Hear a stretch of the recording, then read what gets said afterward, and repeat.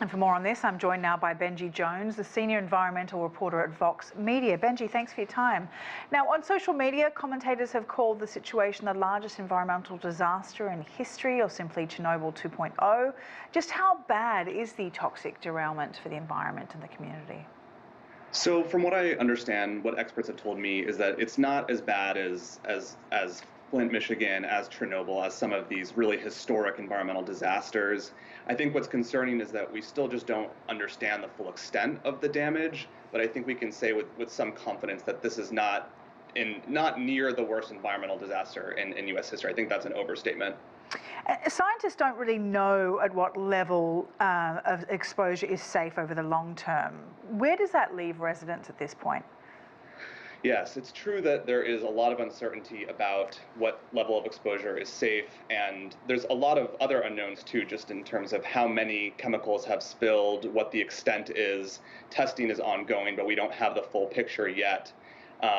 We do have some preliminary test results from the Environmental Protection Agency that suggest the air and water, municipal drinking water, are safe, and that is definitely good news.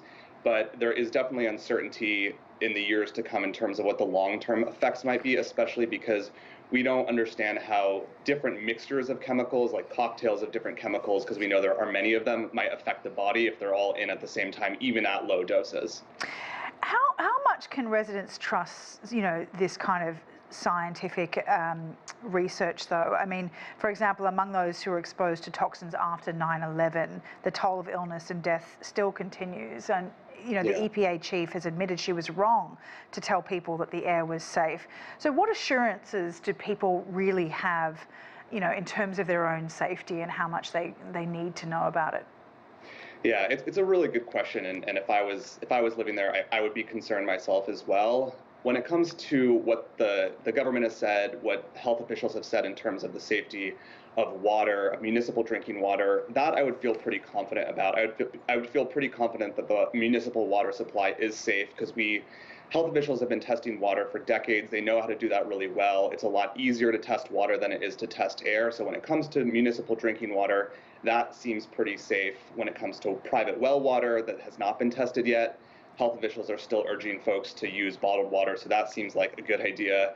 When it comes to air, it might take a little bit more time to get a clear picture, just because there's a range of different quality of monitoring, of air quality monitoring. There are some that are have lower sensitivities and may not pick up on some of the smaller quantities of airborne chemicals that are potentially harmful to human health. So I think in terms of what people should be, in terms of trust, I think that right now you can trust what you hear about water, maybe just take what you hear about air with a bit more of a grain of salt, and in the coming days there should be a lot more clarity as these higher quality tests come out.